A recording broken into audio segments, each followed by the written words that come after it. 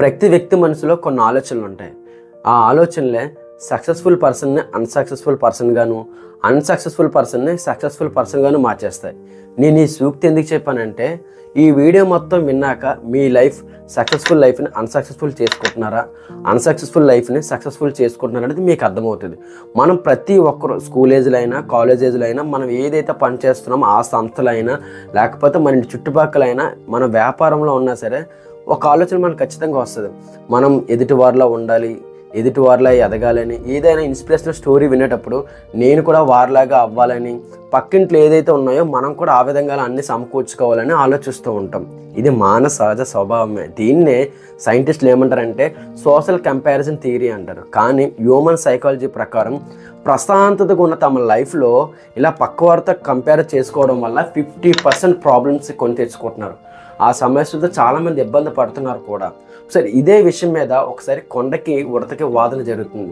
కొండ అంటుంది, ఉడత నువ్వు చాలా చిన్నగా ఉన్నావు, నేను నీ కన్నా ఆకారంలో చాలా పెద్దగా ఉన్నాను, నా మీద చెట్లు రకరకాల జంతువులు అన్నీ నా మీద నివాసం ఉంటాయి, కానీ నువ్వు మాత్రం నాతో చిన్నగా ఉన్నావు, ఇప్పుడు కూడా నన్ను ఇన్ని రోజులు పెట్టి చూస్తున్నావు కదా, నాలాగా ఎదగాలని నీకు లేదా అనిపించలేదని కొండ అడుగుతుంది ఉడతని. అప్పుడు ఉడత నవ్వుతూ సమాధానం ఇస్తుంది, అవును, నాకన్నా నువ్వు చాలా పెద్దవాడివే, ఎత్తులో కాదు ఆకారంలో అన్నింటిలో కూడా నాకన్నా పెద్దవాడివే, కానీ నేను నీలా కాదు, నాకు కూడా కొన్ని స్పెషల్ టాలెంట్స్ ఉన్నాయి. నేను ఒక దగ్గర నీలాగా ఉండిపోలేను, ఒక దగ్గర నుంచి ఒక దూరం పరిగెత్తగలను, రకరకాల ఫ్రూట్స్ తినగలను, రకరకాల చెట్లు ఎగురుతూ గంతగలను, కానీ నువ్వు ఒక దగ్గర ఉండిపోతావు. నీకున్న గొప్ప గొప్ప వాల్యూస్ నీకున్నాయి, నాకున్న గొప్ప గొప్ప వాల్యూస్ నాకున్నాయి, నీ దృష్టిలో నువ్వు గొప్ప, నా దృష్టిలో నేను గొప్ప, నీతో కంపారిజన్ చేసుకోవడం వల్ల నాకున్న ప్రశాంత లైఫ్ పోతుంది, నేను నీలాగా అవ్వలేను, ఒకవేళ అవుదామని ట్రై చేసినా సరే అది చాలా కష్టమైన పని. సరే ఆలోచించండి, మనం మనకన్నా పెద్దవాళ్ళని కానీ మనకన్నా గొప్పవారు కానీ చూసినప్పుడు వాళ్ళని చూడగల మనకి బాధ కలుగుతుంది, అసూయ కలుగుతుంది.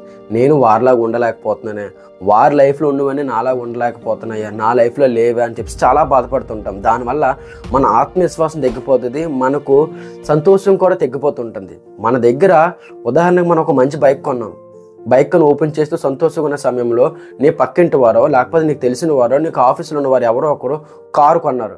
మనం అయ్యో నేను కారు కొన్నా బాగున్నాను, అనవసరంగా బైక్ దగ్గర ఉండిపోయానని చెప్పి ఒక టైప్ ఆఫ్ ఫీలింగ్ మీతో వచ్చేస్తుంది ఎప్పుడైతే పక్క వాళ్ళతో పోల్చుకున్నారో. దానివల్ల మీకు ఏవైతే ఉన్నాయో మీ లైఫ్లో వాటిని చూసి మీరు సంతోషించడం మర్చిపోతారు, ఇప్పుడు వారిలాగా అవ్వాలని అనుకుంటారు.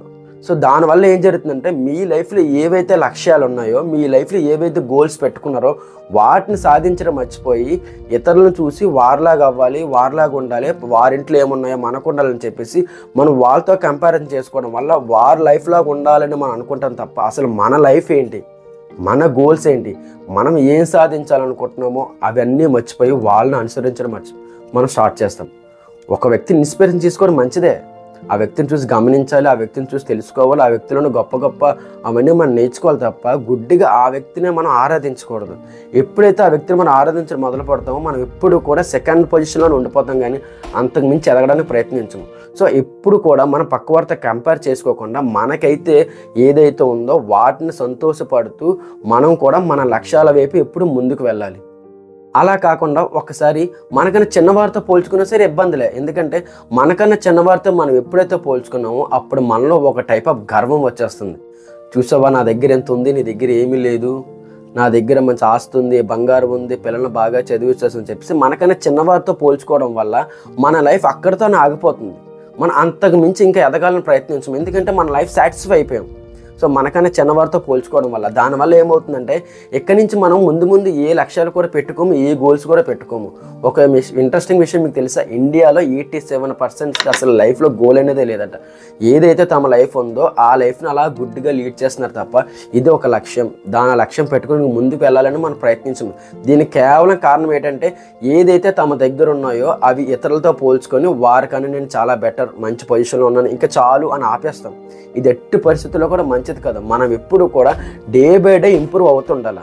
ఎలా ఇంప్రూవ్ అవుతూ ఉండాలంటే మనకు కొన్ని లక్ష్యాలు పెట్టుకోవాలి, అంతేగాని ఎప్పుడైతే మనకన్నా చిన్నవారితో పోల్చుకున్నామో అది మాత్రం 100% కరెక్ట్ కాదు.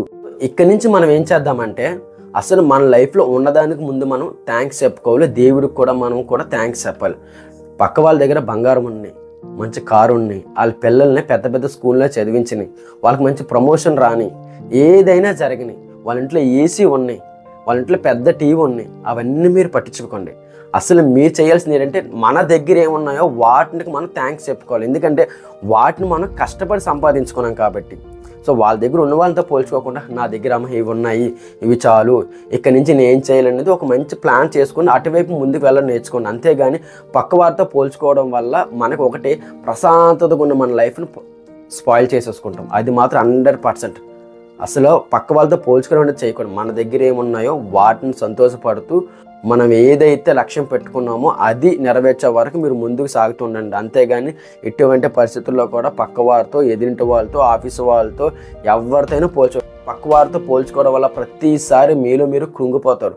ఒకటి పెద్దవాళ్ళతో అవనివ్వండి, లేకపోతే మీతో చిన్నవారు అవ్వండి, ఏదైనా ప్రమాదకరం. స్టార్టింగ్లో ఒక వర్డ్ చెప్పని గుర్తుందా మీకు? అదే సూక్తి. ప్రతి వ్యక్తి మనసులో కొన్ని ఆలోచనలు ఉంటాయి. ఆ ఆలోచనలు సక్సెస్ఫుల్ పర్సన్ని అన్సక్సెస్ఫుల్గా మార్చేస్తాయి. ఇక్కడ సక్సెస్ఫుల్ పర్సన్ అంటే మీరే.